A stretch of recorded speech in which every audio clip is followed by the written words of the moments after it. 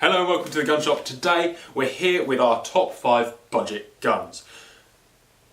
This, I should say, is not our top 5 budget guns.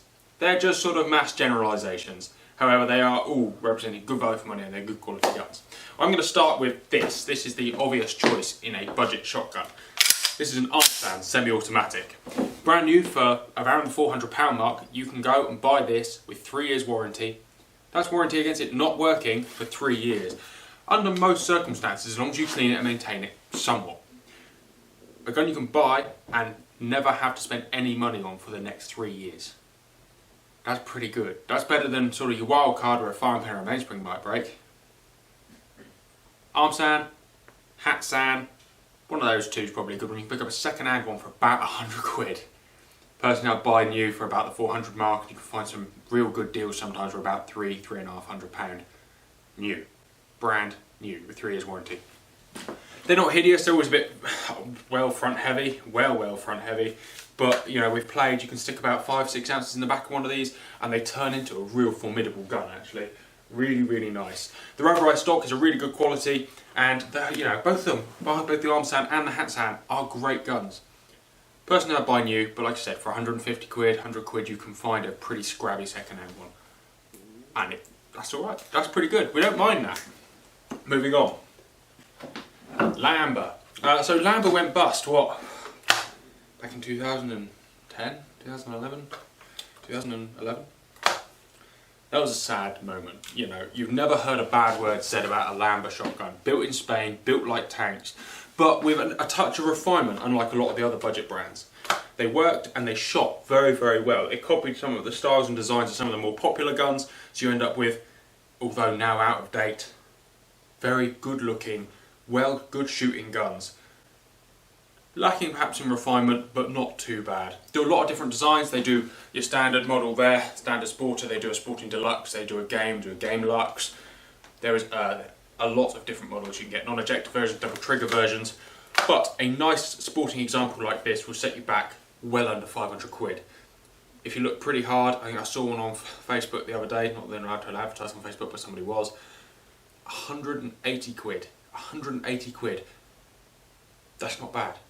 You know, I'd buy one of these all day long as a first gun. I'm a great Lambo lover, and anybody who says they're no good probably never owned one. Yeah, they're not lovely, but they're certainly good enough for a first gun, a backup gun, or just a gun on a budget. Brilliant. The problem with that, obviously, is spares are going to become slightly more of an issue as time goes on. But Jesus, it's a 400 quid gun.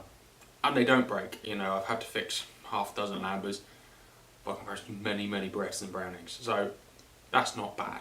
That's not bad. Next in line is this beauty.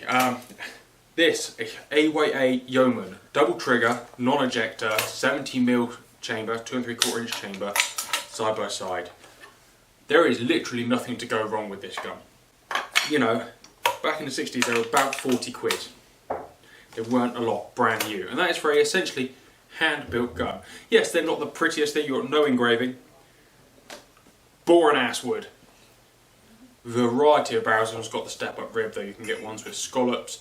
Say step-up is small with a parallel flat-filed rib. You can get ones with scalloped ribs. You can get one with Churchill ribs. They come with all manner of rib on this, the AYA Yeoman. They also make an over and under version, but the side-by-side, you can pick one of these up for about 20 quid if you go to an auction and want something a bit scrappy. This, which I describe as a minter, is absolutely lovely. Colour hardening is spanking, and this gun from 15–20 yards away looks just as good as most other side-by-sides in the line. A gun that can stand up next to any other gun from 15 yards away and look very acceptable is 175 quid on the shelf. That's pretty good. Oh, that is pretty good. So they do Magnum versions, big BB-tail 4-inch and 3-inch chambers. They do pistol grip versions, but this is the most common that you'll find with a flat filed top and the straight hand stock, double trigger, non-ejector. Probably what I'd go for, nothing to go wrong, plenty of spares available because it's such a generic Spanish-y box lock action. Brilliant guns. Try and get something a little bit later if you can, rather than earlier. The later ones have this flat face, the earlier ones have little sort of rounded bars on the side. Just like I say, a bit more generic, a little bit more reliable perhaps. and maybe not more reliable, but certainly easier to fix if they do go wrong, mostly because they have the disc set strikers, which is a nice feature, a very nice feature.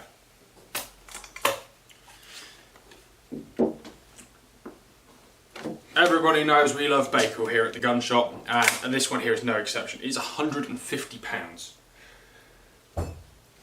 I really think they are truly gopping guns, but for 150 quid you can get an over and under that handles adequately enough.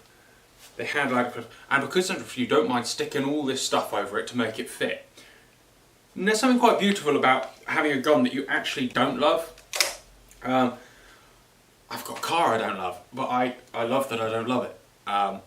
Because you can treat it like shit, and that's fine. That is absolutely fine, because at the end of the day, it's a beater. You can go and kill stuff with it, you give it a quick wipe over, you throw it back in the cabinet, you're not going to feel bad if you beat it half to death.